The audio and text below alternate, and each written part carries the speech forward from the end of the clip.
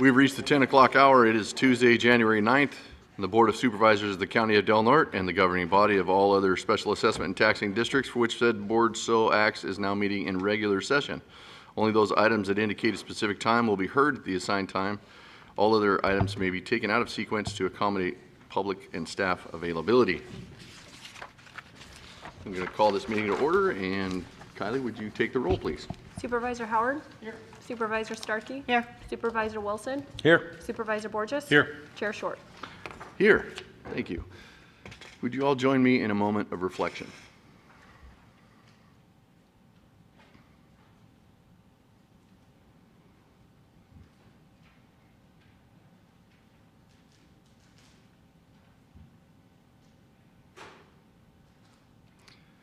Thank you. Now, if you would all join me in the Pledge of Allegiance, please.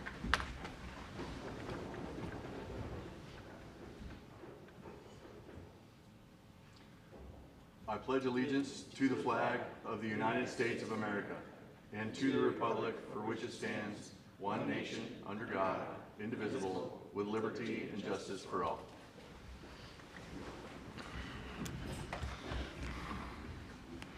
Thank you for that. Our next item on the agenda is the nomination and election of the chair. Before we do that, I'd just like to say a few things about this last year. Started off the year, Supervisor Howard was continuing to work on opposition to the proposed Board of Forestry regulations, and just recently we've prevailed in that lawsuit against the Board of Forestry. Happy to say that we found successes there. For the past 10 years, Caltrans has been in a lawsuit that was initially filed by the Friends of Del Norte and for improvements on 199, and this year that finally came to an end, so now we'll see Caltrans moving forward on safety improvements there, and through our advocacy through the Del Norte Transportation Commission, and taking the opportunity when we could to comment in the most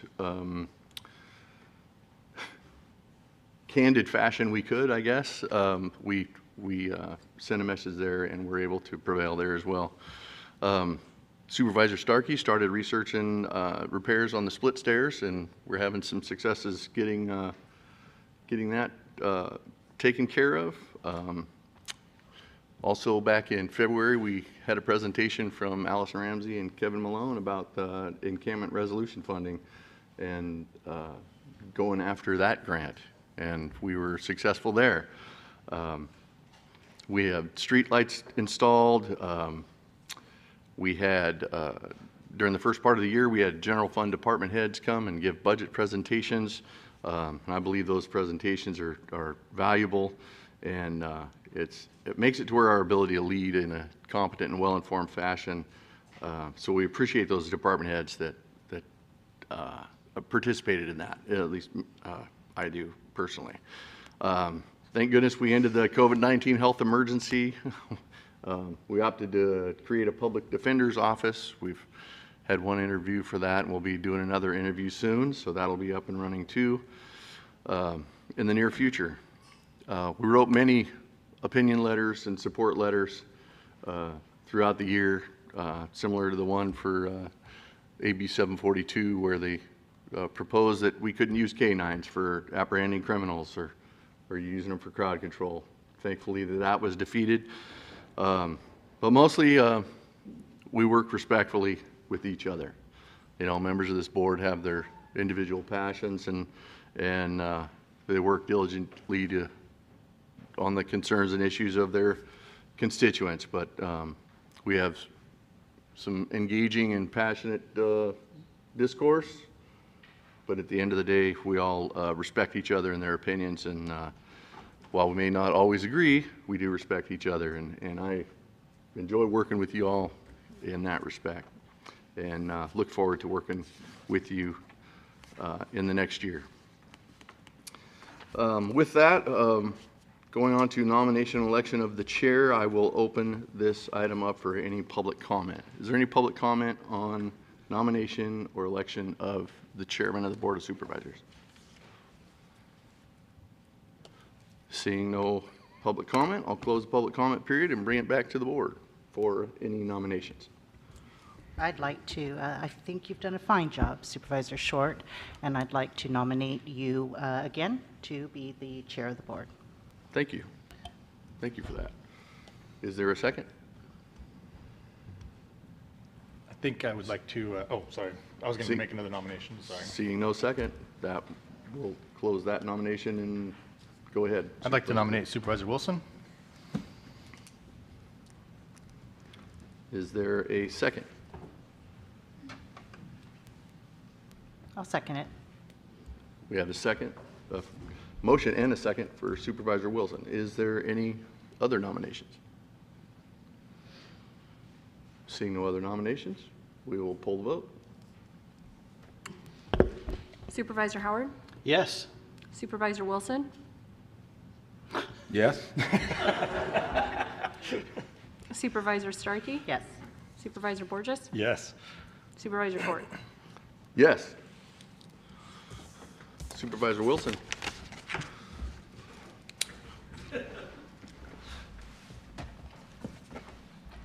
Or Chairman Wilson. I should say.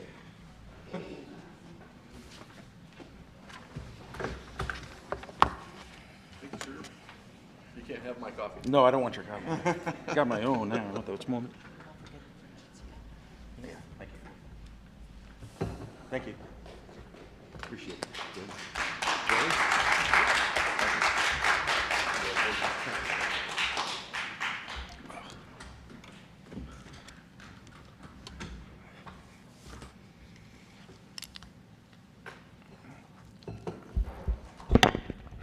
First of all, I'd like to thank everyone for their vote of confidence. Being placed in this position is unexpected, unanticipated, but it is appreciated. I believe that we have many things that we have to deal with going forward at Del Norte County in order to try to prepare ourselves and to better serve our community. Last meeting, we had discussions of something that I had pushed forward for, which and was supported by every member on this board, which is a strategic plan for Del Norte County. And we have some headwinds we're facing. We have some issues that are going to be critical on how Del Norte County is going to both strategically determine what our priorities are, what we need as a county going forward to both drive, hopefully, economic growth, but also to deal with changes that are coming out of legislation, shortfalls in the state that always seem to run back up downhill towards the counties and forcing us to deal with cost increases that we do not have the resources or prepare for. The strategic plan will help us to look at those things and be proactive as opposed to reactive. It'll also allow this board to be more insightful and assist in the CAO and others, department heads, on where we are going to be moving forward and where the priorities need to be placed, and so that the board is directing this county forward and not just reacting to what is placed before us and on our table.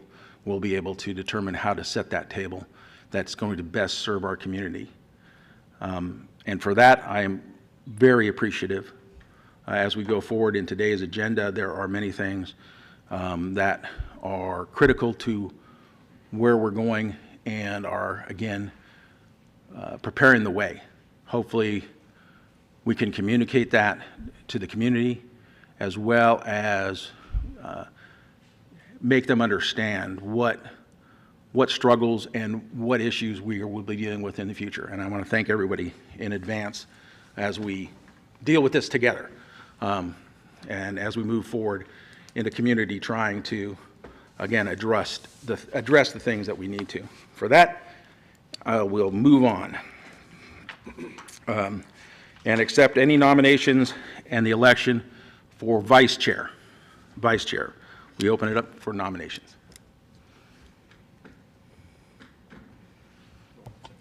I move that we elect Supervisor Starkey as vice chair. There's a nomination for Supervisor Starkey. Is there a second? Any second?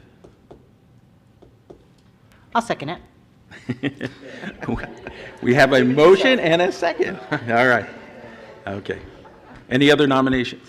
I'd nominate Supervisor Borges. There's a nomination for Supervisor Borges. Is there a second?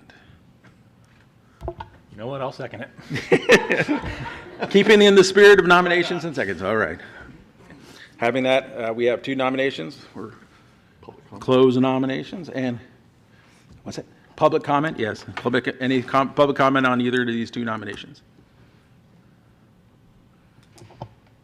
Seeing no public comment, we will then open it up and for all those in favor of Valerie Starkey. We have to go with the second motion Oh, first. So second motion the first? second motion Okay. would be for Supervisor Okay, Borges. thank you for the correction. We then go forward with nomination, votes in favor of Supervisor Borges being vice chair. Supervisor Short, Yes. Supervisor Starkey, Yes. Supervisor Borges, Yes. Supervisor Howard, Yes. Chair Wilson. Yes. We set the table.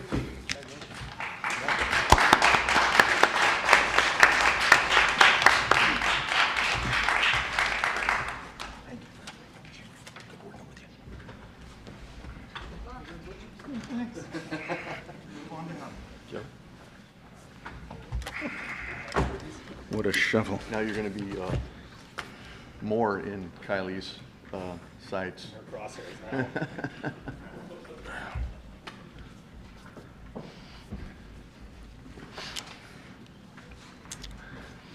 And for that, I apologize in advance, Kylie, for anything and everything that I know I will screw up going forward. And keep me on track as best Remember you what's can. on back order. Yes, yeah, those, yeah, the dog collars, yes. dog Absolutely, yeah. All right. And at this point, I wish to thank all the board members for moving this forward and wish and thank both Chairman Dale, Darren Short and Valerie for their service in this last year. Valerie Starkey, yes, for their service. Supervisor Starkey, yes, for their work all last year. It was a pleasure working with both of you. And to that, we have come to the point of introduction of new employees. Yes, Chair, we have the Department of Health and Human Services here to introduce new employees.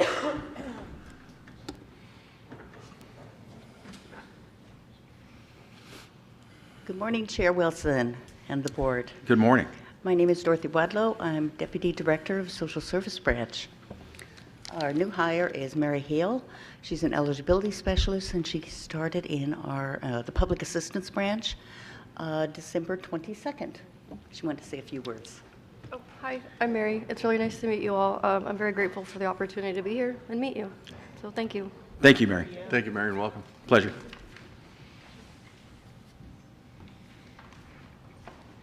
Good morning, Board. Cheyenne Hogan, Deputy Director for Behavioral Health, and I'm introducing Juanice Dunn, who joins us as a health educator in behavioral health, specifically working in our Coastal Connections program. And I'll let her say a few words. Hi, nice to meet you all. My name is Juanice, and I am very excited to be here. Thank you. Pleasure Welcome, meeting you. Juanice. Thanks for coming.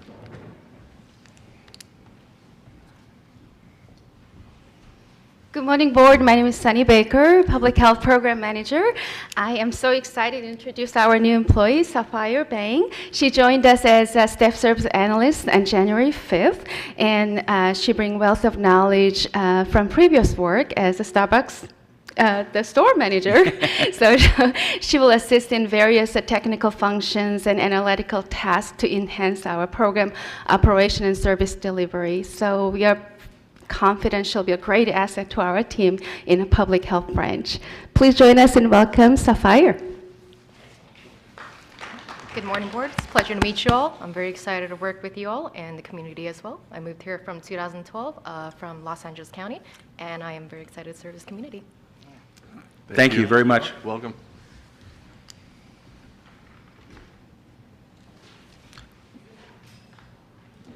County Council, do we have anything to report out of closed session? No, Chair. Thank you. And we do have additions. There was an urgency item that was brought forward at the last minute. So we will be bringing forward to approve and authorize the chair to sign and send a letter of support to the Del Norte Wildfire Resilience Project grant application for strategic fuel breaks requested by Del Norte County Fire Safe Council. And there is a letter that's been drafted.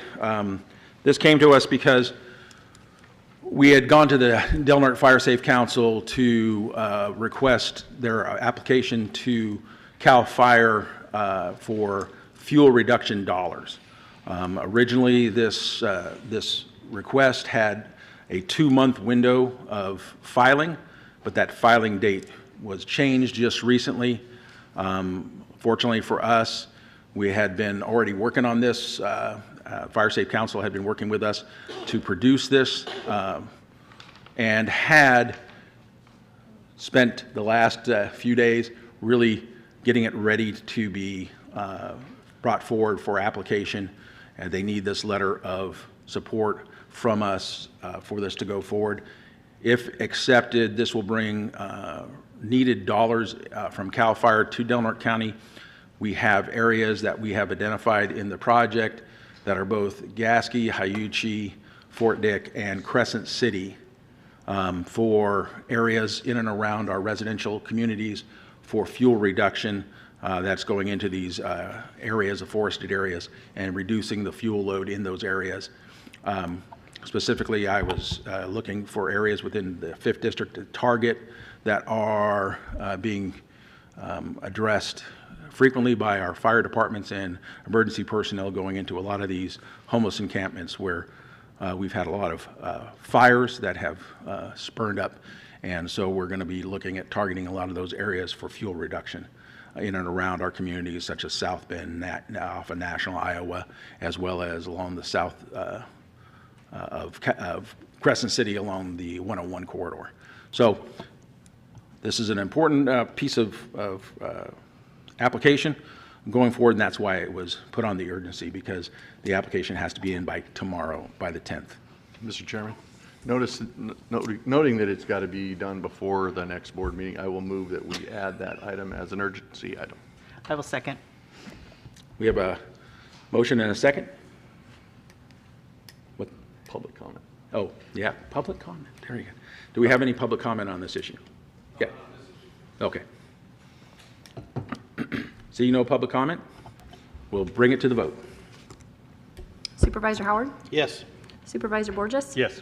Supervisor Starkey? Yes. Supervisor Short? Yes. Chair Wilson? Yes. Thank you.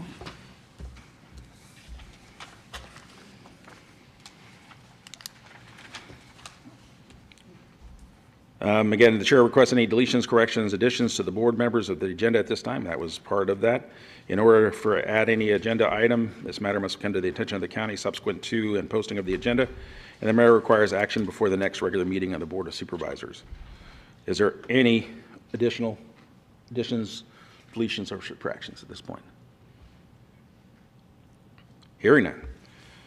We will receive a brief report from board members on project progress, 2x2 committees, goal committees, and/or board staff travel training reports. Thank you. Supervisor Short.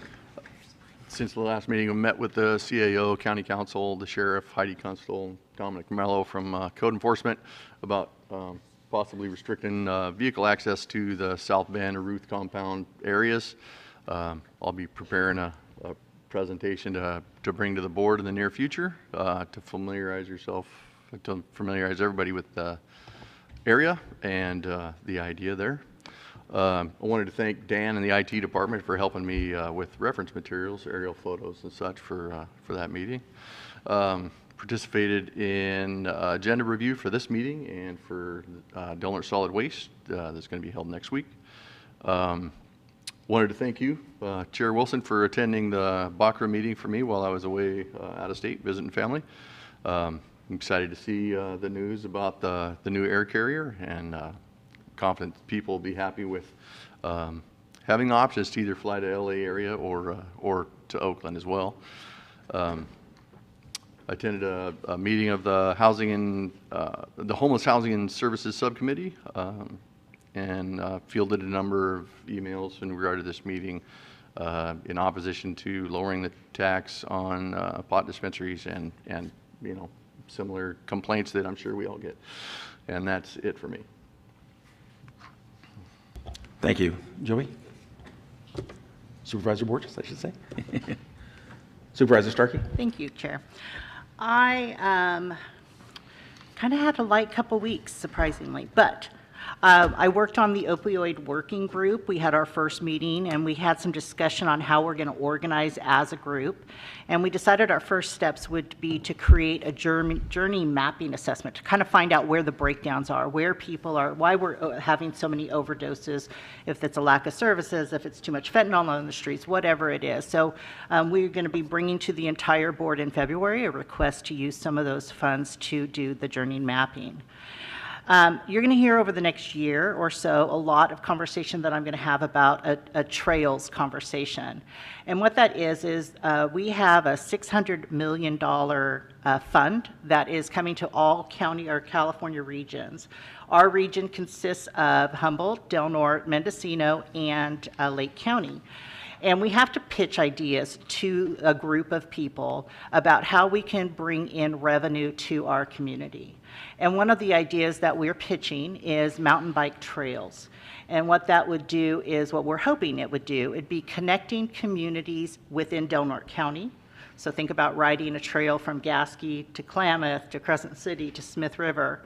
And in doing that, having that be a tourism thing, we would be able to reduce the carbon footprint, because while we're bringing in tourism, we're also providing a recreation area. So I spent a lot of time on that, and I'm going to continue to spend a lot of time on that. We're not only pitching that, we're also pitching other ideas, such as a food hub and a fishing processing center. I met with Core Hub in Humboldt County. I met with the consultants, and they're looking for ways in which to assist Del Norte County on a larger scale. So I provided them with some ideas, and then I also referred them to our various JPAs that we have here locally, as well as other agencies, to see if they can't pick up some of the ideas from there. I was asked to, and it was a very high honor, to participate in a nationwide discussion with regard to judicial, jail, and county elected officials. And so we're talking about the complex relationship that we have between the sheriffs and the jails and judges and our local elected officials with regard to providing care to the inmates. And it's a costly thing. I don't know if you know, but WellPath is costing us well over $1.5 million, I believe. So how can we, small rural areas, provide that quality of care that's required, but also do it hopefully more frugally? I attended the Kamomi Festival planning kickoff, and while I'm not going to be involved directly this year, I did pass the reins to people like Supervisor Howard and Mayor Inscore, and so that they can provide a festive celebration, and I think the dates on that are April 12th and 13th. And then I'm on the Middle Mile Advisory Committee, so you'll hear a lot about that this next year. That is, in 2021, Governor Newsom signed a bill called SB 156, which provides $3.25 billion, so that's a lot of money, to bring high-speed internet throughout California on that main corridor, the Middle Mile. And what we're going to be doing in the next year or so is looking for that last mile. So we'll get the Middle Mile coming up through Del Norte County. Well, there's 32 miles that's going to come through our region. But now we have to figure out, how are we going to be able to get that last mile out to the houses? How do we get it out to the Birch Track? How do we get it out to people in Gasky? So that's something that I'm on, and I got a chance to meet one-on-one with the director of that project. His name is Mark Monroe. So you'll hear a lot more about that in the upcoming year. And then I also attended our special board meeting on December 29th. Thank you. Thank you. Supervisor Hart? Yeah, thank you, Chairman. Yeah, I missed couple supervisors meeting as I was chasing various agencies around the state of California looking for money for Del Norte County. One of the things that I've been fairly active on with Supervisor Borges is the marine fisheries issue. As most folks are aware, we've been challenged throughout the state of California with federal law under a very antiquated Marine Life Protection Act that was passed in 1976 that basically curtailed sport fishing and commercial fishing within waters of the state. And it's been a very painful thing. We've heard from a lot of constituents that jobs and careers and daily lives rely on this fishery for a decision that was based around one species, the quillback, which there was no scientific data or research on. The state was put in a rock and a hard place by the federal government, and when we attended the most recent meeting of the California State Fish and Game Commission, lobbying them to take further action to reopen not only our sport and recreational fishing, we heard from them directly about the real frustration that the state of California has been put in by not taking ownership of our fishery, both sport and recreational, when it comes to management of species that we fish for off our coast. And so Chuck Bonham, who's the current director of the California Fish and Game Commission, spoke very eloquently as he heard comments from a lot of folks in the audience that follow this issue on a month-to-month basis about not only economic impacts to our communities, but also how the state feels that their hands are tied under current legislation that does not allow the state of California to make management decisions outside the 1976 Act. But I have some hope, and the reason why I have some encouragement to share with you today is that there's at least some willingness within current legislative action that the state of California, under legal advice, believes that at least the sport fishery, without approval of the feds, can be reopened, or the commercial fishery can be reopened without receiving comment from the feds on that. The recreational will, at least for now, without some changes, which we anticipate going head-to-head with the feds in both April and then early May with the California Fish and Game Commission. We believe we can make some changes, but it's going to require an all-county push, especially coastal counties, which we're all trying to form a pretty significant lobby for, pushing both at a federal and state level. So I do believe there's some changes that we could see, but having lost a season in 2023 was pretty disheartening. And hopefully we could move after some of these changes are made to doing some long-term fixes to that 1976 Act, which essentially doesn't allow for the right data to be collected for management decisions to be made. I'll also share some important news, and Supervisor Short mentioned that at the beginning of his comments for accomplishments of 2023. Working with Caltrans and working with the California Transportation Commission, which is an appointed body that essentially funds state transportation commission or state transportation projects out of anywhere from a $5 billion to $25 billion annual budget, is making sure our projects are competitive with those throughout the rest of the state. And of course, rural California, for the most part, gets ignored when larger populations compete for those same funds. But we had 4 rural California projects on the agenda for the commission to consider. One was our 197, 199 project, another was Last Chance Grade, another was Richardson's Grove, and another was our roundabout, which has had a significant death toll there at Elk Valley Crossroad and Highway 199. All those projects were extremely well received and then funded, except for the Last Chance Grade, which was basically a presentation to essentially an entire new group of commissioners. And why it's very important for at least us here at the policymakers to chase these groups around is that that group of commissioners, even though we've had the commission to Del Norte County on Last Chance Grade multiple times in the last decade, all but one of those 10 commissioners are brand new. All but one. And so we constantly have to keep our projects front and center in front of the folks that represent the state of California when it comes to holding those purse strings. And I was glad to see a very positive response on what could be a $2.5 billion starting project to put a tunnel through Last Chance Grade. And that's a big chunk and represents almost half of the state's SHOP funding alone on the state highway system. So we got to compete against places like San Francisco and Los Angeles for those dollars. So I'm encouraged, and I want to encourage this board to stay committed to seeing those projects through, just like we did with 199 after being in litigation, after being funded since 2012 on that project. So good job, board. Keep the commitment up. Also attended tri-agency, where the tri-agency will be passing back to our board at our next meeting here in January. They approved the county staff's recommendations for changes within those bylaws, which our board will then see those recommended changes that our staff had made and the tri-agency board of directors committed to. So that I hope to see Chair Wilson on the agenda for the end of this month. And lastly, as Supervisor Short mentioned, the change in moving on from Contour Air to the Advanced Airlines, given some concerns expressed by the director of the Border Coast Regional Airport Authority, I think was a very good move and a timely move, given that some of our deployments were decreasing pretty rapidly and the lack of responsiveness from our current carrier. And so my hope is that with this change, there will be a stronger interest again to travel out of Crescent City instead of using outlying airports in Medford and Arcata to make travel arrangements for those here living in our county and also Curry County. So with that, Mr. Chairman, that's the end of my report. Appreciate it. Thank you very much.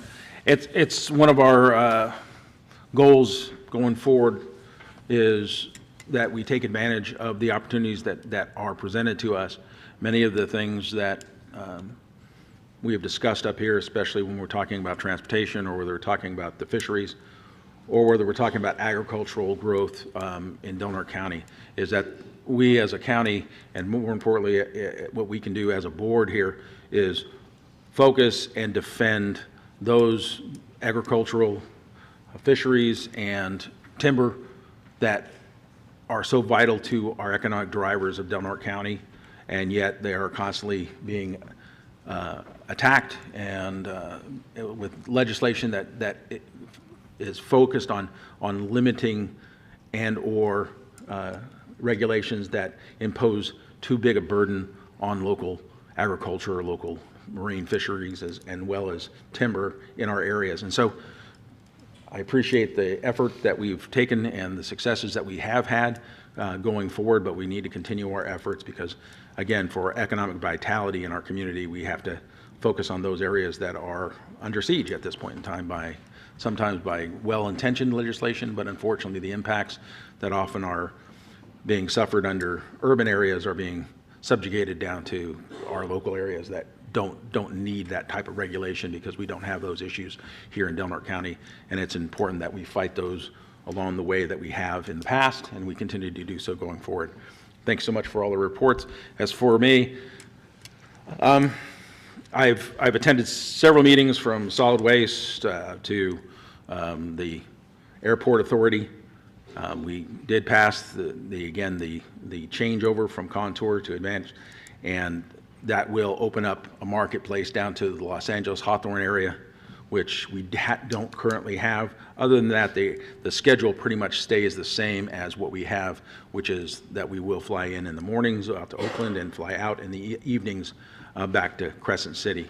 So not much will change as far as the current schedule. However, we are adding in Los Angeles, and hopefully that will increase our boardings and our deplanings. So it is a hope. As to that end, I appreciate, again, all the time and effort that we put forward in these committees as we look going forward and committee assignments going forward. Thank you. Oh, now we're moving on to the consent agenda. Public comment. And yes, I know. Oh, no, it's a timed item. Oh, timed item. Sorry. You'll get it, Dean. I'll get it. It'll go. We have a 10:25. We're a little bit behind time item. So members of the public may address the board on matters that are within the jurisdiction of the board. If you are addressing the board regarding a matter listed on the agenda, you may be asked to hold your comments until the board takes up that matter, and please limit your comments to 3 minutes or less.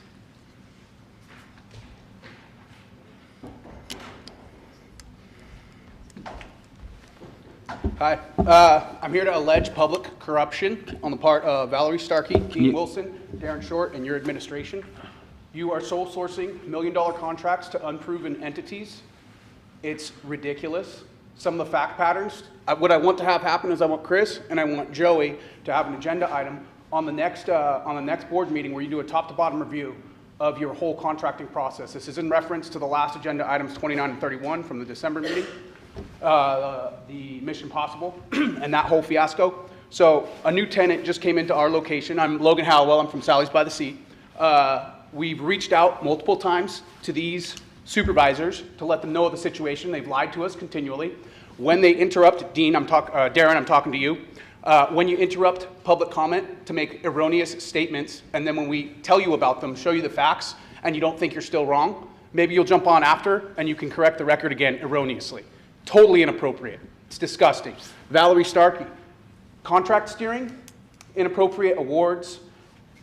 The homeless shelter was in contract October 25th with contingencies that said they needed to evict both tenants, me and this one. They got multiple extensions. The December 12th meeting had agenda item 31, $340,000, exactly matched the hard money requirement. How did that get onto the agenda? I know, it's probably not your problem, but you probably want to look into it.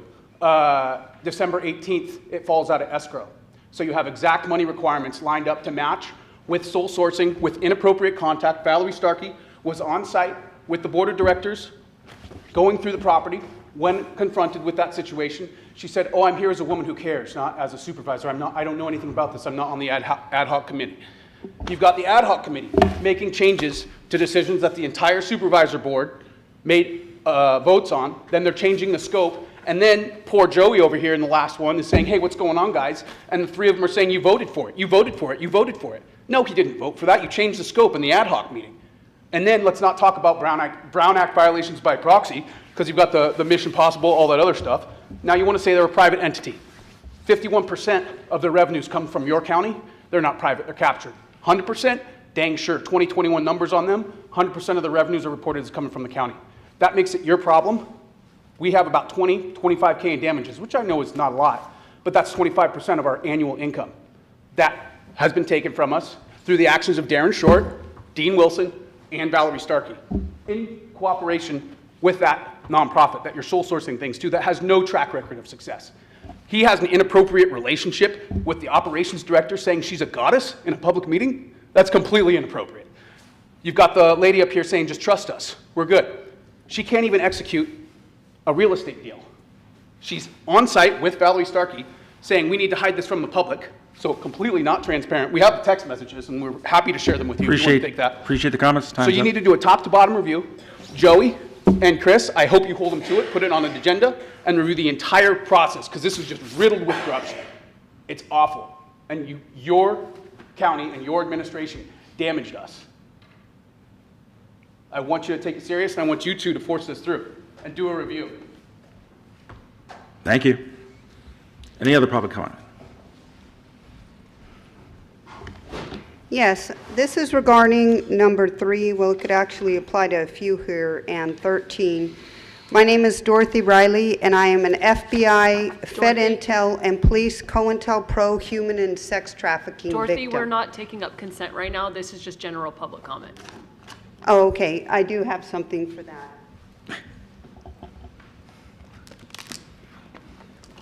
My foster mother of 34 years, Janet Altman, is laughing right now, but was paid, bribed, and rewarded and trained to conduct FBI COINTELPRO psych warfare torture ops, dehumanization, participated in tactics to destroy my life under the guise of helping me, which I can prove, and actually wished I'd commit suicide and verbalized that to me on How Drive a few days ago, when I reminded her that they knew I was kidnapped on an illegal and invalid 5150. And I reminded her how she said she knew that that would never happen, and even my biological mom knew that. And when I talked about that suicide, she said, "I wished you would." I did nothing but help Janet Altman. She participated in gaslighting, the spread of misinformation, lied to Moni and said I was paranoid when I'm a victim of psychops. So as I see her grinning and laughing over there, it really makes me sad because I did nothing but help her. And I'm going to send an email because I would like to do a presentation on the elder abuse I witnessed her commit to Dave, that Sarah Melson, Michael James Alberici, and Robin Robles committed on Janet. And I have tried to send an email to get a report on that. But when we have foster parents who are wishing the death of somebody who did nothing but help them, I helped organize her and Dave's life. Even her laptop is something I selected for her. And for her to participate in the gaslighting tactics and lie about me, when I arrived here in August 2021, she screamed and yelled at me about 2 weeks after I was released as a hostage from government psych-op facility Respad in Red Bluff. Told me to get a job when I was in extreme shock. These illegal and invalid 5150s are preceded by COINTELPRO extreme domestic terrorism and torture. And I'm also requesting the removal of Garrett Scott for being accessory to human and sex trafficking. Many men in this community, not all, are participating in very aggressive tactics towards me. Knocking on my car is a constant thing. My life has been nothing but a psych-op for 2.5 years, and nobody helped them more than Janet Altman. So you could grin and smile, but there will be a day I prove it, and I will see you in federal court. So this is something that is a threat to national and global security.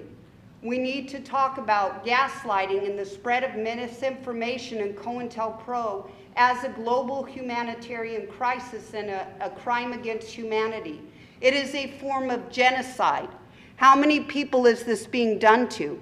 How many women and underage girls are the police, sheriff, CHP, and COINTELPRO watching? Your time's up. Thank you so much.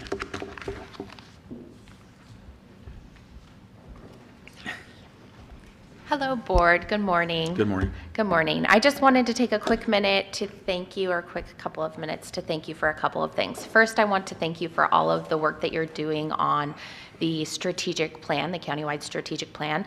I think it's really important for the information, or like the mission and the vision of the board and the values of the board. I think it's really important for those things to be tied back to, and organized in a way where the departments can kind of see how they're contributing to us accomplishing those missions.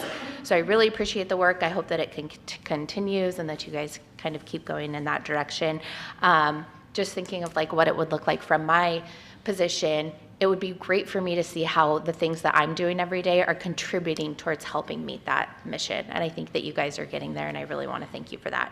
The second thing that I want to thank specifically the two of you for, Borges and Supervisor Howard, is the work that you're doing with the local fisheries, both recreational and commercial. I think that I know there are a lot of families in this community that depend on both of those fisheries, and they bring in a lot of money to our county. And I think a lot of times those families and the people involved in those fisheries feel really alone. And so it's really nice to hear the work that you're doing, whether it be during your updates in these meetings or just inside conversations. It's really good to hear the work that you're doing for both of those fisheries. I really appreciate it, and I'm thankful to have you by their side. And that's it. That's all I have.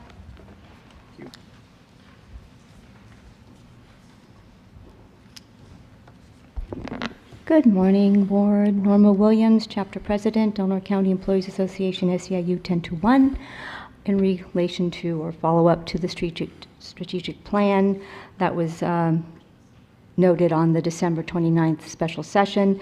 I do want to make a kind of an addition, or kind of like clear up any misinformation. I'm sure it was not intentional, but anyway, the impression was given, or at least by some county employees it was expressed, rather sadly, that the impression might have been given that county employees don't contribute in any way to the benefits that they're receiving, that it's just only salaries and that we're totally ignoring what we get in terms of benefits. We don't. But just to make it very clear to the public as well as to the board, county employees do contribute to the health plan. That was negotiated early in the 2000s, and that's 5% to the health plan. Each county employee contributes 5% of their salary to that. That was negotiated way back when. That was when we were a self-funded plan. And it has remained that way even when we then transitioned to a full-funded plan. Also, in terms of retirement, we actually negotiated that back in 2013 when PEPRA was initiated by Governor Brown at the time. And that was something that we did negotiate back in 2013. However, per your board report of September 29th, 2023, the current rates for employees are 8% for miscellaneous and 12% for safety. That has remained, and that is something that we do contribute as well. So those under miscellaneous and professional, they contribute 8%. Those in public safety contribute 12%. That's coming out of our salaries, just to let you know. So just wanted to clear that up and make it, just to educate the public as well as the rest of you. Thank you.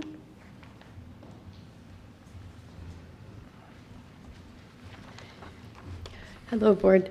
My name is Tanya Piercy, and I live in the county, but I'm coming to you on behalf of the Del Norte Republican Central Committee. And it's taken me a while to get in front of you guys because of different conflicts of scheduling. But I have a resolution I'd like to read. Standing with Israel as it defends itself against the barbaric attacks launched by Hamas and other terrorists, whereas on October 7th, a rocket attack perpetuated by the terrorist organization Hamas began to hit major cities including Tel Aviv and Jerusalem. Within the hour, Hamas fighters poured into Israeli territory. They viciously and cruelly targeted civilians, kidnapping and killing and leaving a trail of terror. And whereas the Hamas attacks have targeted both Israeli Jews and Arabs, undermining the peaceful coexistence and harmony that must undergird any resolution to the ongoing political conflict, and whereas the committee recognizes the importance of supporting the State of Israel, a democratic nation that shares our values of freedom, democracy, and human rights, and in its efforts to protect its citizens from acts of terrorism and ensure their safety and security. And whereas the committee affirms the inalienable human rights enshrined in our nation's Constitution of freedom, liberty, and the right to protect its country at all costs. Be it resolved that on October 18th, 2023, the Del Norte Republican Central Committee hereby unequivocally condemns the Hamas terrorist attacks against Israel and its citizenry. Thank you. Thank you.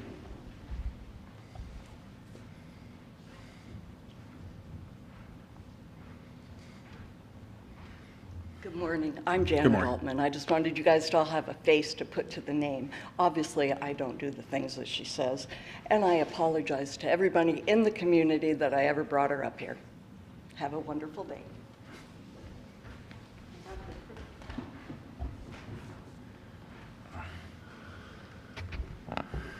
It appears that I leave town for a couple of months, and you have managed to really step into it while I was gone.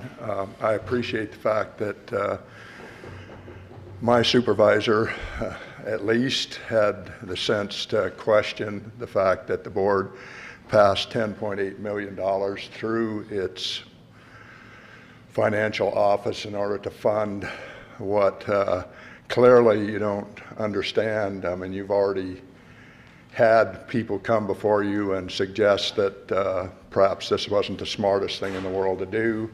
You've already had an experience with the legacy which didn't exactly work out very well for you. I can't see how placing 2 more facilities in the community is going to resolve this problem when it should be clear by now, at least in the state of California, that the housing first model doesn't seem to be very effective in solving the problems that we currently have with homelessness. I fail to see how housing 50 or 60 homeless people in an emergency shelter and a garden shed facility is going to alleviate enough of the problems in Del Norte County alone to allow Supervisor Wilson's tools to be in any way, shape, or form effective unless he plans on having the sheriff arrest, I don't know, 500 or 600 homeless people in the county in order to clear the homeless camps. I don't see how this measure that you've initiated, which pretty clearly is going to be funded by the taxpayer, is going to allow for any kind of progression through an emergency shelter, through temporary housing to permanent housing, which clearly the county doesn't have in any way near sufficient numbers to accommodate the level of homelessness that we have in the county. It simply is going to create 2 new spots in the county where homeless people are going to come and bring their problems in a very visible fashion to the northern end of town. Granted that one of the locations is a block off of 101, but I don't think you really seriously expect that not to become a problem, because the homeless shelter that we currently have between L&M and Crescent City is not invisible. It has experienced a number of problems with regards to theft and drug use and drug sales and a number of other issues that are on prominent display in the middle of Crescent City. I think you've really made a serious error by getting involved with homelessness, because it doesn't seem to be becoming much of an effective way of treating homelessness in any way, shape, or form. You've managed to increase the population of the homeless in Del Norte County by establishing the legacy by about, I would say, 250%. I believe the latest PIT is 671, which is probably only about 60% of the actual homeless numbers in the county. So I think that spending $10.8 million of public money is all it's going to do is increase homelessness, and it will continue to encumber the county for years to come, when the current people that are administering the funds will, in very short order, be back before this board asking for more money when they fail to really establish a secure way to continue to fund the program going forward. So again, like I say, I appreciate the fact that Supervisor Borges is at least cognizant of the fact that the 4 remaining members of the board have created an enormous problem for this county by moving forward. Thank you.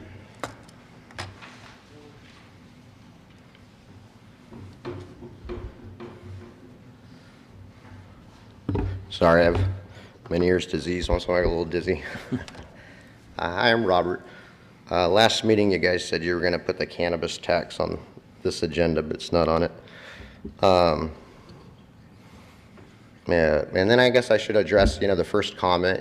I'm the other tenant at the location that became so contentious there at 1070 US 101. But first, the cannabis tax thing. I was unaware Dean Wilson's the brother-in-law of Eric Taylor, who was the city community development director, who stepped down to become the first licensee in the city and not pay a tax and not go through annual public hearings. And I was wondering if council would weigh in if Dean Wilson should recuse himself from setting tax rates in favor of his brother-in-law. I'm not going to weigh in right now. If Mr. That would be Wilson, something you'd put like exposure to liability on a closed session. And that's where everybody's so like, what's going on in this community?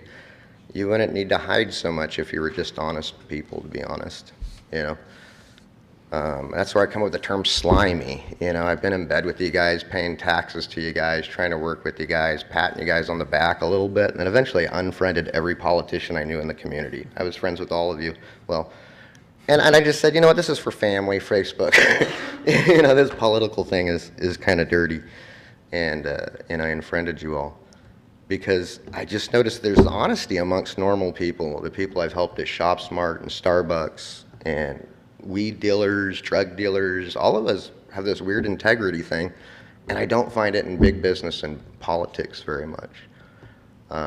Dean, just to let you know, if your attorney won't let you know, you should recuse yourself, from setting my tax rate. We don't even get along. None of us even get along. All of you guys had the second option of letting the county set the tax rate, and for some reason you never do that.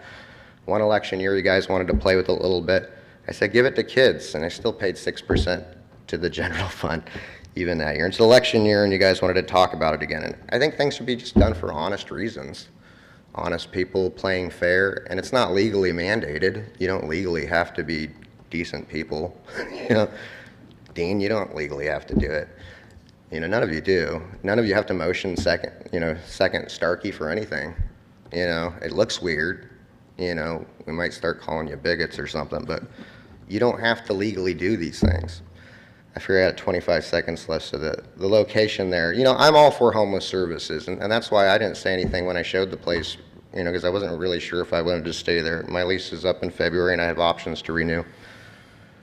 It wasn't my intention to stop that. You guys need to find a place to put people in the winter, even if it's saying an emergency declaration right now that you need to open the county fairgrounds to house people that are out in the cold. You can do that every year, That's where spending with your heart comes in. I've always tried to get you guys to spend with your heart. Time's up, Robert. Thank you. I know, but Mr. Straits was too, and you let him go for 2 extra minutes, but he's a conservative, right? And that's another thing you can't do. I didn't notice his You time. didn't know you were very in-depthly intent listening to him for 2 or 3 minutes while that screen was red. And that's why I should have spoke against you being a chairperson. But you guys do need to find a place. I do believe that the ad hoc committee was, a brown, it was meant to be, ad hocs are supposed to be not a quorum, and the people can become proxies, the nonprofits. And so I guess Darren and Val had to get off to let you on because it was in your district. But that's sharing all this information. That's 3 of you guys. That is illegal, and that's why you should do it with your heart. So when people come out and say, I don't want the homeless here, you say, I understand, but I've got to house these people or they're going to die. And you just take it in the ass instead of doing this blind thing. You say, I'm representing the public, and it's kind of hard sometimes.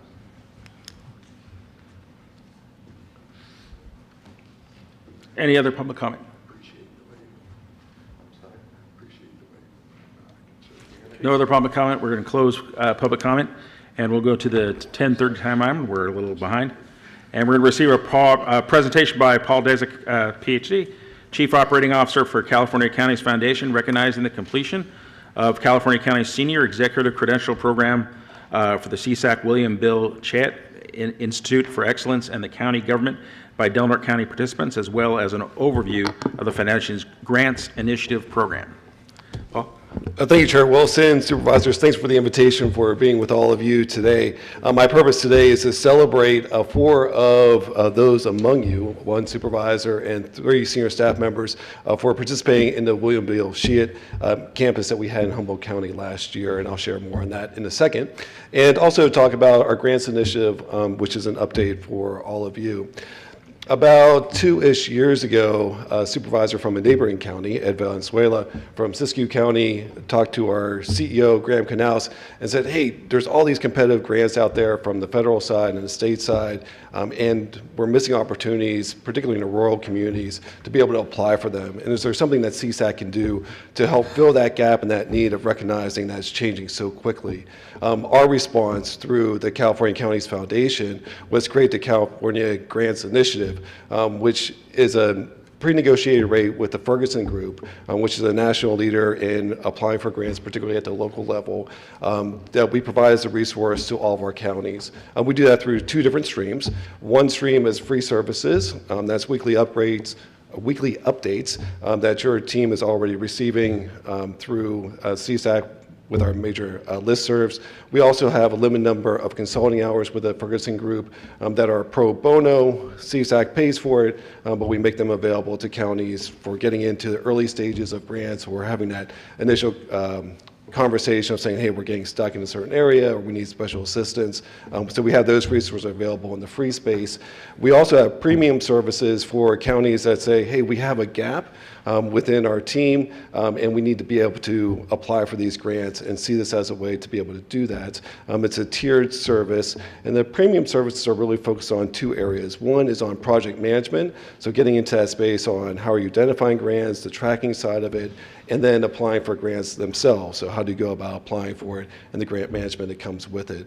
Those premium services are at a tiered level of recognizing that counties are all at a different space and what their needs might be. And it was developed in a way that makes it accessible for counties at all levels to be able to apply for it if they're recognizing a need within that space. Where we're seeing counties apply for it, we had our first cohort go through with Imperial, San Luis Obispo, and Ventura County was our first cohort that started last year. We're seeing a second wave coming through right now. And those counties are identifying that their teams aren't exactly in place to be able to apply for the grants immediately. So I use that loosely and broadly because some of the counties do have grant managers specifically.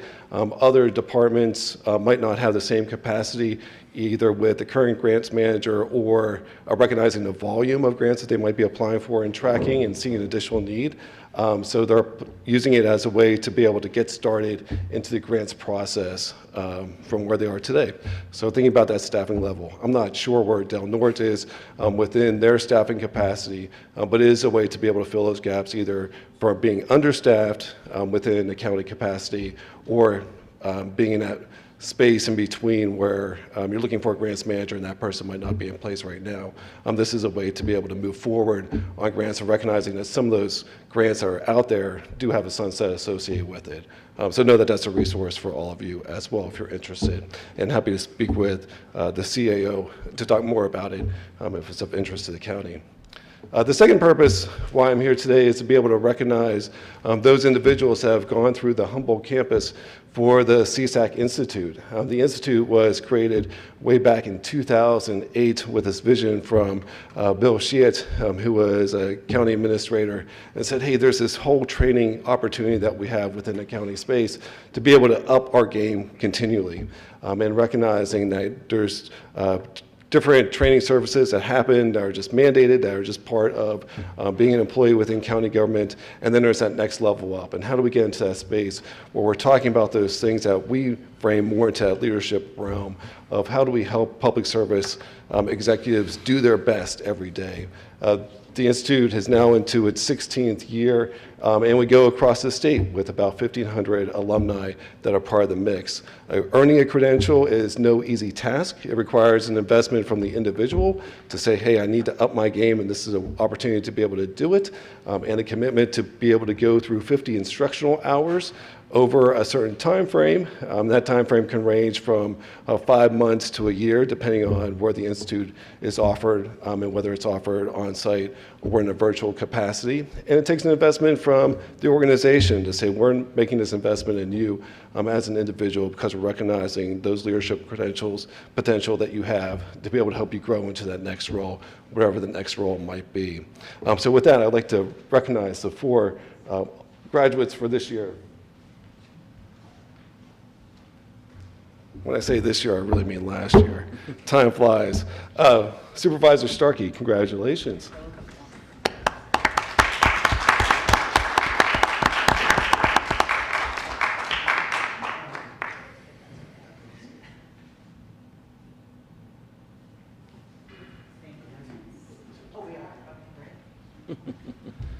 Antoinette Self.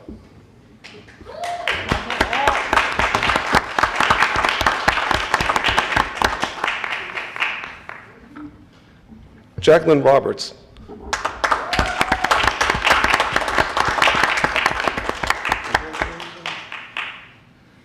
And Randy Hooper.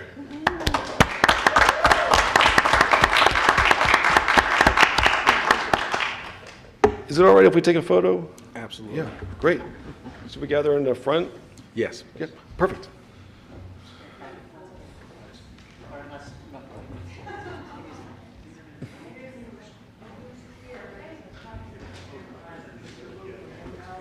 till we get out of the way. I'm just gonna hide under it. Gonna bend down. I got the warning, but I have no idea. Then you can see the time. Wait, I'm going the wrong, where am I going? That was it. I'm going that way, sorry about that. Want to get everybody wide angles. Joining the crowd? Yeah. Okay. Hold on 1 second. I don't want to take pictures of myself. Oh, go ahead. Okay, 1, 2, 3. 2, 3. One more time. Whenever you were looking down, Valerie. There we go. Thank you. All right, I'm coming in. Nobody move. I got 2. Sorry, guys. Go right ahead. Okay, ready? 1, 2, 3, and then I got 1 more. That was a nice one. That was a nice one. I was watching everybody. All right, ready? 1, 2, 3. All righty. Thank you.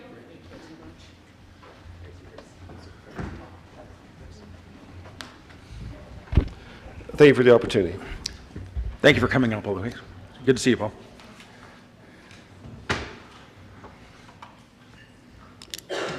Chair, can I just say a few words about that program? Sure. Thank you. I just want to say what a wonderful opportunity it was to have that caliber of training and sessions brought up to Humboldt County. And then for those of us who participated in it, and just because the 4 of us, we completed it, there was many other department heads and department staff that participated. And it really brought a sense of camaraderie. And we were able to really work through a lot of different things. You know, Chief Raymond was there for several of them. And we just got an opportunity to really talk as a group. And so it was a wonderful opportunity. If it's offered again, I'm really going to encourage our department heads and my colleagues to participate in that because it was valuable. Thank you.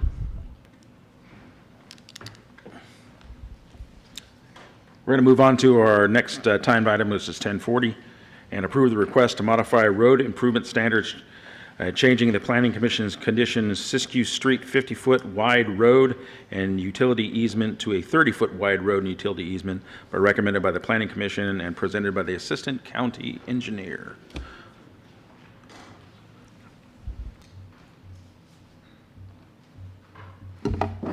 Hello, Board. Last month, the Planning Commission approved a minor subdivision that resulted in 2 parcels and a remainder, so for a total of 3 parcels. This parcel is 5 acres in size, and our general plan is 1 acre minimum. So ideally, we would have had 5 parcels available with this, but there were natural conditions that restricted development. And so with that, the applicant was able to fit sewage disposal and wells out on this parcel and create 2 new lots and a remainder. But what came with that is a need to modify the width of the right-of-way. And so as of now, the Planning Commission doesn't have the authority to reduce a right-of-way from 50 feet to 30 feet, but they are in support of it because it's the difference between 2 parcels total or 3 parcels. So that's the request. There's a lot of details in the staff report. I don't know if you have any specific questions, but the applicant's agent is here as well. Can open it for public comment. Please come forward.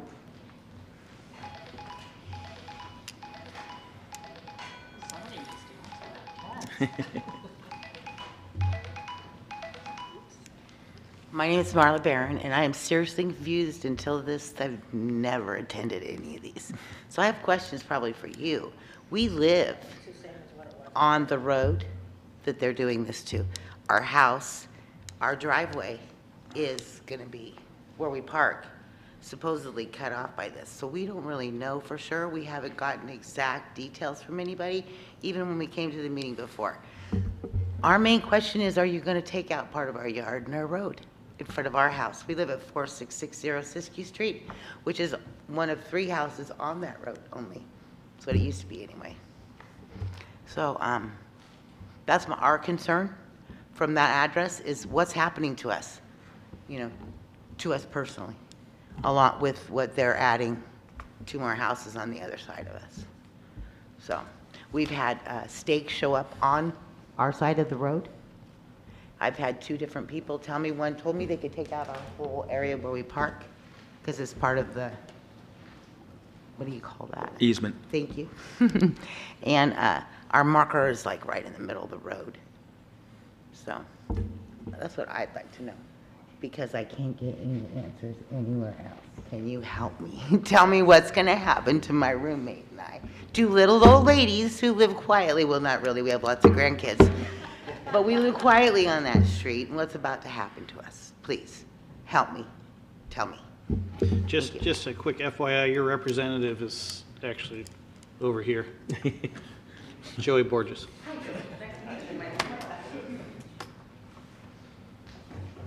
So, is that who we go to then? I'll remember that next time. I'm Ward Stover, agent for the applicant for this project. That question was raised to the Planning Commission and it was answered at the Planning Commission. The proposed easement is entirely located on the applicant's property. It's not located or going over any other property. The driveway as it exists right now meanders, and part of it goes over the person's property that just spoke to you. The road that has to be built for this proposed project is going to be entirely on the applicant's property. So whatever meanders onto the adjacent property will remain, but there will be a 20-foot road within a 30-foot easement on the applicant's property. So just to be clear, what we're deciding and discussing today will not be anything to do with anyone else's property but the applicant's property. That is correct. Just to make that perfectly clear. That is correct. Okay.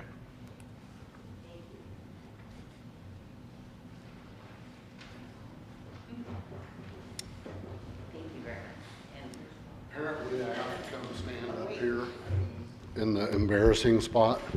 It's a good spot. My question is, Bob's, I don't know his last name, but the owner of the property, I understand he's trying to build a house over there and has to widen his road. But my question is, our property is beyond where he's widening, and it was brought to my attention by Randy Fort Dick Marshall, Fire Marshal Randy, that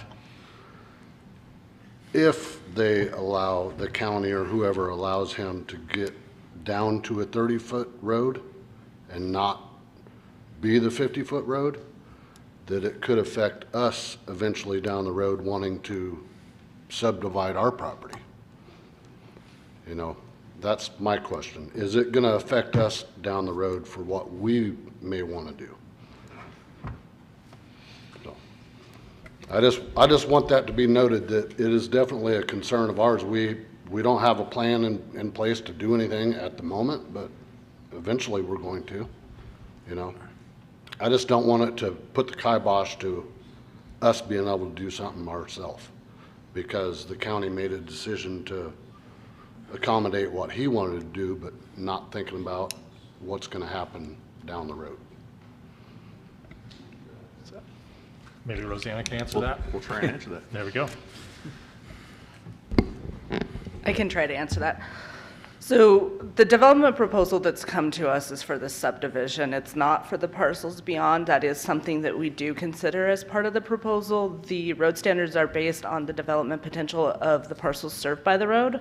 So you will see in the staff report that there's 6 to 7 parcels that with time could be served by the road that I'm seeing at this time. Anytime there's a substandard road, so the right-of-way width is, in this case, if it's approved, less than 50 feet, it'll be 30 feet.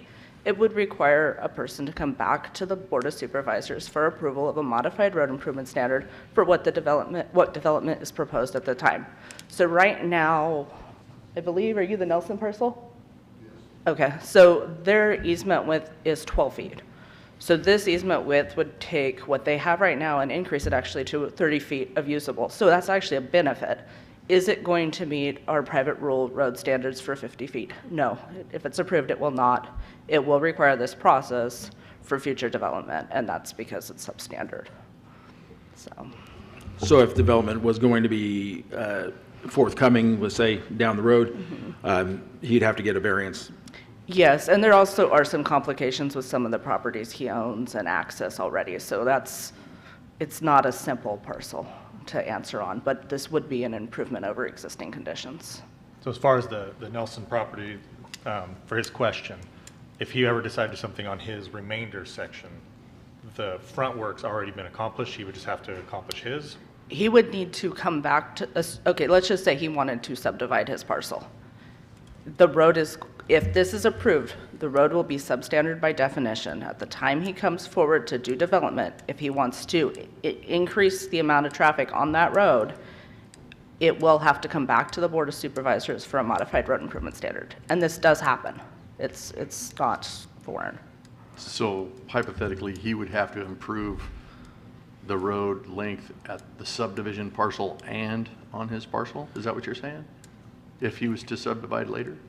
He would have to come back to the board to either reconfirm that the 30 feet would be sufficient for the development he's proposing, or the board would require him to get additional right-of-way easement width from either this property owner or a different property owner.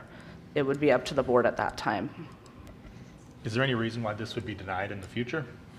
I don't know. It'd be up to the board at the I mean, time. as far as county requirements, the road width will still remain the same size, right? Even though the easement's smaller, the required road is still the same size? It should fit. I don't know if it would increase to 24 feet, but that's our maximum road width, and this is a 30-foot wide easement. Regardless, it will meet fire safe regulations, so the minimum road standard in the state of California could be met if a future board desired to modify the road, if the standard didn't change, which seems to be a moving target. Only work with what we got. Any other public comment? Seeing none, we're going to pull it back to the board for comment and motion. I'd move to approve the request for modification of road improvements standards from the Planning Commission for Siskiyou Street from the 50-foot road right-of-way and utility easement to a 30-foot road and utility easement. And I will second that with just a comment. As a guy that does drive a fire truck, I could see a 30-foot road, 30-foot easement as being plenty. So in the future, I would be hard pressed to see a board here that would force the Nelson parcel to expand that to 50 feet, because that would be a huge, huge road in the area you live. So I think 30 feet is more than adequate.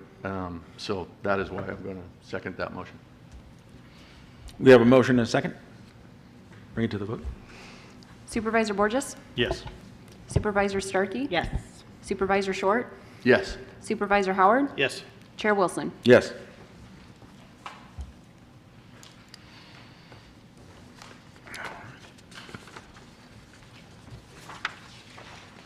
Thank you all.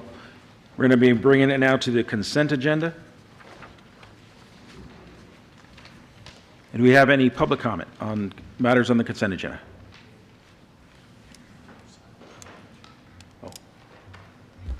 Yes, regarding 3 and 13, and even, this could be related to the behavioral things. You could clearly see Janet Altman was lying, and everyone knows who she is. Everyone knows my name because of the false terrorist threat alert the FBI, Fed agencies, and police issued against me.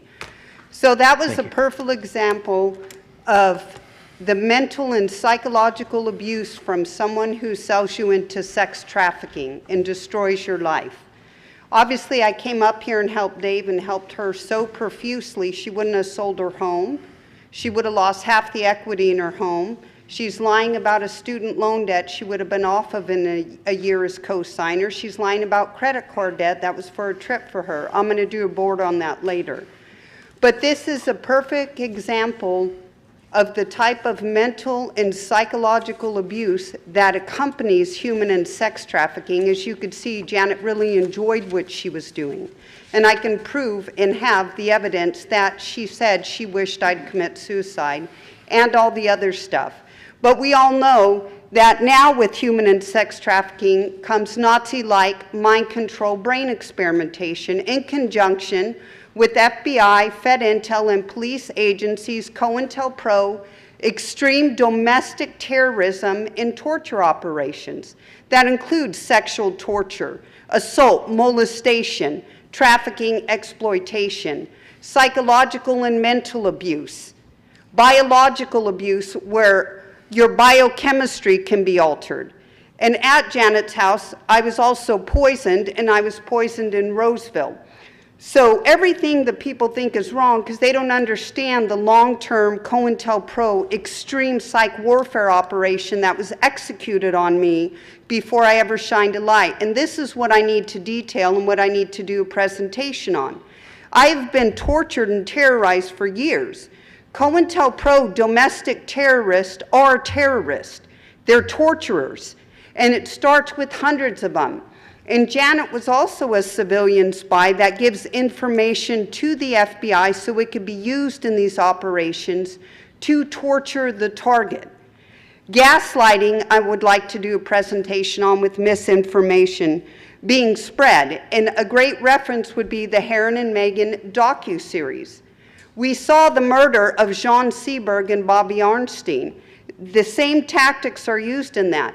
But I'm actually glad Janet came here because everyone knows I'm telling the truth because millions have been spent in this community for people to participate in torturing me, which includes sexual torture. As I sat there, they did the stimulation of the nanobiotech in the vaginal canal. And one of the things police do when you use the bathroom and wipe, when you use it, they run the police signs in a certain pattern. Your time's up. This is stuff that needs to be talked about.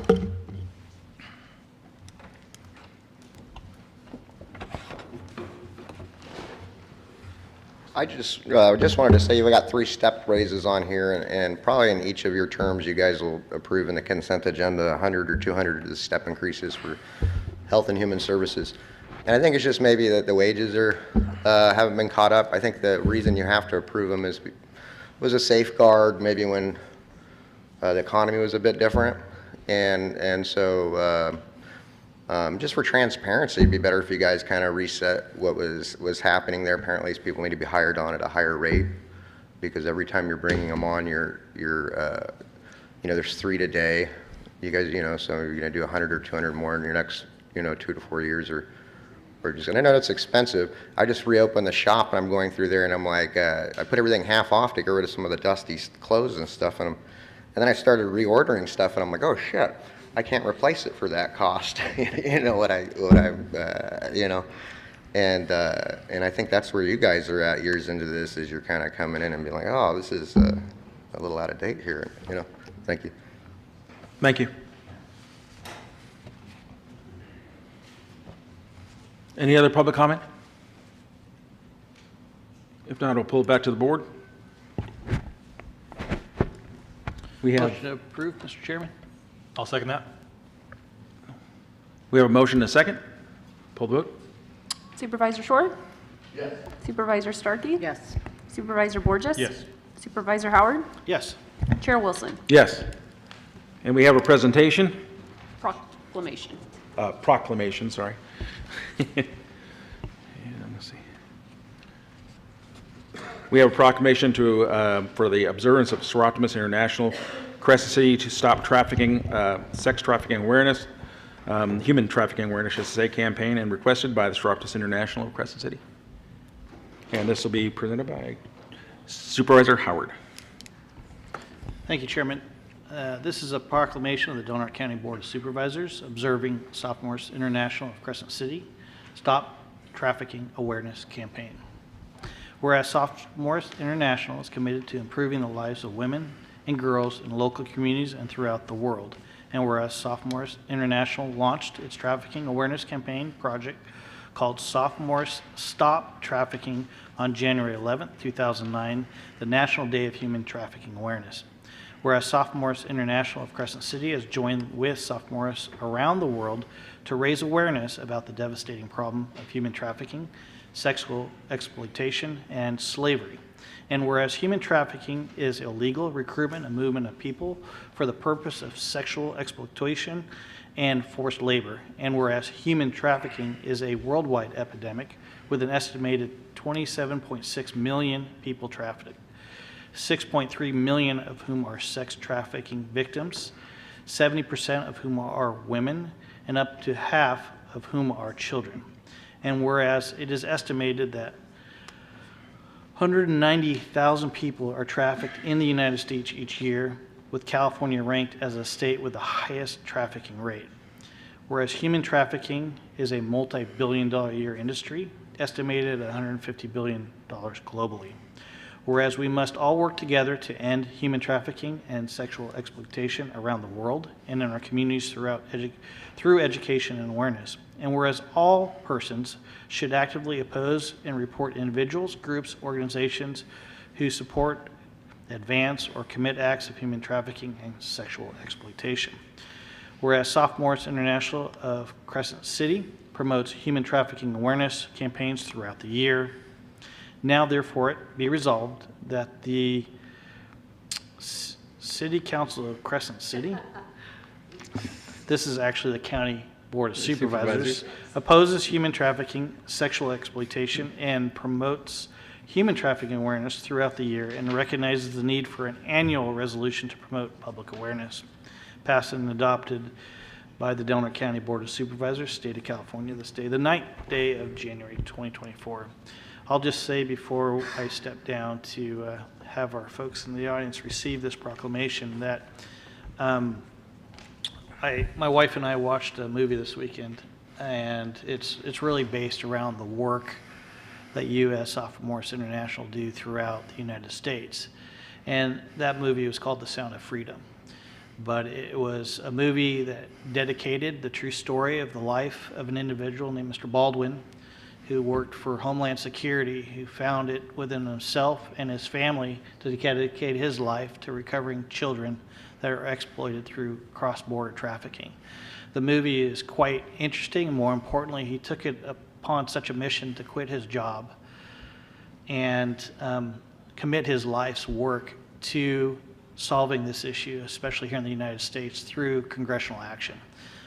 This work goes on to this day, and I just wanted to say I appreciate the support and efforts of Sophomores to ensure that this message annually stays in front of our County Board of Supervisors and also our City Council. Susan? Yes. Please come forward. Thank you very much, and good morning, Board. And I'm going to thank you, Supervisor Howard, and apologize for my error. And it helps me say that it's fine if you pronounce Seroptimist any way you like, any time in the future. It's not the first time, Susan. It is not. Anyway, good morning, Board. Congratulations, Chair Wilson. And thank all of you supervisors for this annual proclamation showing your support to promote awareness of human trafficking and specifically the Seroptimist International Stop Trafficking Program. Additionally, thank you also for your support of local efforts by Seroptimist International of Crescent City, as was evidenced by the large number of county employees that attended our sex trafficking awareness training program last year. This year, an increase in awareness came to a greater number of people through the movie Sound of Freedom, because what we do not want to talk about, think about, or see in the world around us is easier to see in a riveting movie with a true life hero. And that's okay, because we'll take awareness any way we can get it, as long as it opens eyes to the trafficking potential and reality in our own communities. It is something to celebrate when you have a year of increased awareness, as that is the first step in tackling this crime. Further progress was made this year with SB 14, which passed the State Assembly and Senate unanimously. This bill, which steepens penalties for human trafficking of minors in California, became law on January 1st of this year. The law designates human trafficking of a minor for purposes of a commercial sex act as a serious felony, included under the state's 3 strikes law. and imposes harsher penalties and sentencing enhancements for individuals convicted of the crime. Human trafficking is a crime that can have numerous long-lasting and long-term harmful impacts on victims, survivors, and their families. And each year that passes, more lives are ruined, more trauma imposed, more traffickers go free. So while it's worthwhile to celebrate any progress made in awareness, it's even more worthwhile to apply it to your everyday life and being aware in the grocery store, in the gas station, in the hotel lobby, the restaurant, and as you drive down the 101 corridor. Once aware, then we can begin to make real progress. So thank you again for today's proclamation. I very much appreciate it. Thanks. Oh, and if you could come back down, Supervisor Howard, we need a quick photo. I want to thank you for being there and making the public aware. At no time in human history have there been more people held in captivity and slavery than at this point in time in our world's history. And right now, California is facing unsurpassed issues with our border and the number of individuals that are being trafficked across that border for both sex as well as indentured servitude to pay bills on the cost of that to the cartels. And we looked at even the number of 85,000 children that were taken by the federal government that are at this point unknown where they are or what they're doing. So we know that in our human history, especially for California, and we're dealing with unsurpassed numbers of individuals that are coming and are faceless, nameless, and yet they are being held in our communities and they're being exploited. And please be, thankful that you're raising that awareness. In raising that awareness, I think that one of the points that needs to be made is it's not just the vast numbers coming across the borders that create this problem or in that problem. There are those in our community who are trafficked. Quite often in rural communities, it's by someone in the family, a family member, and don't think that it doesn't happen here. It does happen here. And that's where our awareness needs to start, not in what has become a national problem, but in what is a Del Norte problem as well. Thank you. Mr. Chairman, could I ask you a question? Mm-hmm. Susan, are you going to do that training again? We do not have a training plan for this year, though I won't say it won't happen by the end of this year, but I don't have anything in the works right now. If I have enough interest in doing another one, I'd certainly be happy to get that in motion to happen probably towards October of the year. I was unable to make the last one, Mm-hmm. but in a conversation with just a random person downtown that had gone to the training, she mentioned that she was listening to somebody talking on the phone in a gas station that you just mentioned, and her ears perked up because they were using all the buzzwords that was given in your training, and she was just enlightened to, and I guess surprised that it's happening right here on the 101 corridor. And another comment you said about close family members and friends. We've got a personal family friend that has been a victim as well. So yes, it does happen right here. So the day after our training, the following day, we had a woman come into the visitor center asking for help. That said that she'd been sex trafficked and needed a number to contact someone. So hopefully that doesn't mean it's happening more here, but I think that we're becoming more aware. So. Thanks.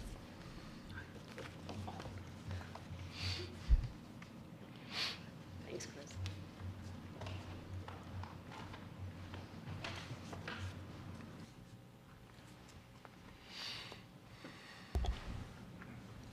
We'll now move on to regular items, general government. The first item is number 24, approve and authorize the chair to sign and send letters of appreciation to each law enforcement agency for their hard work, dedication, in assisting Del Norte County and with the Smith River Complex fire as requested by me.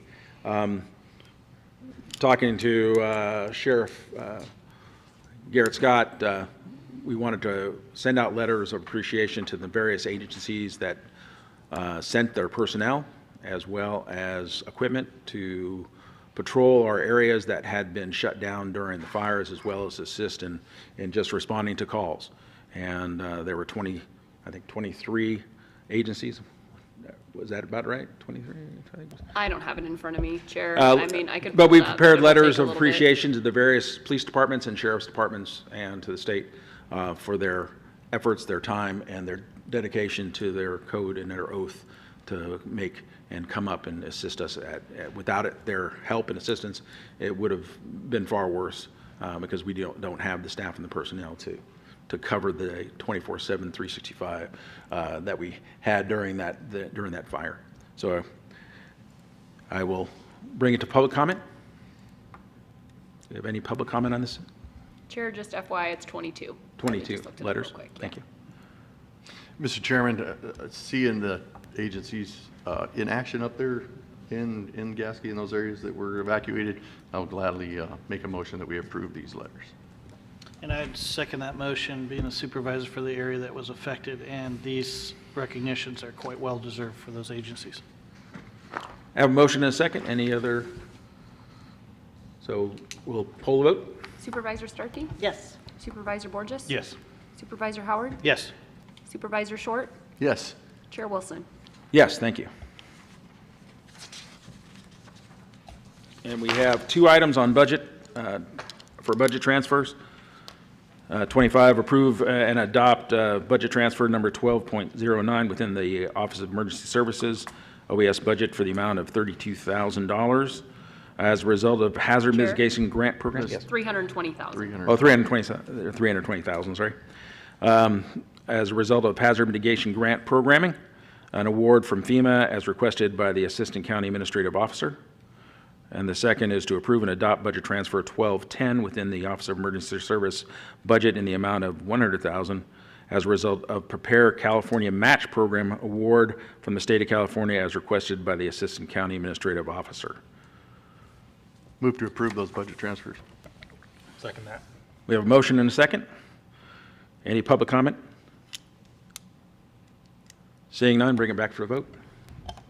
Supervisor Howard? Yes. Supervisor Starkey? Yes. Supervisor Borges? Yes. Supervisor Short? Yes. Chair Wilson? Yes. And Was that? I just didn't want to forget that we still have to vote to actually approve the Oh, yes. emergency item. And we have the emergency item on our agenda and bring it in for a motion. Move to approve the submission of the We already letter. did that, but- I'll second that. Okay. We have a motion and a second. Do we have any public comment on this wildfire grant application or approval? No. So pull the vote. Supervisor Starkey? Yes. Supervisor Howard? Yes. Supervisor Borges? Yes. Supervisor Short? Yes. Chair Wilson? Yes. That brings us to the end of the. Yeah, Chair, I just want to let you know that I will not be present for the next meeting on January 24th. I have an out-of-town thing to attend to. So noted. With that, we shall adjourn. Thank you so much.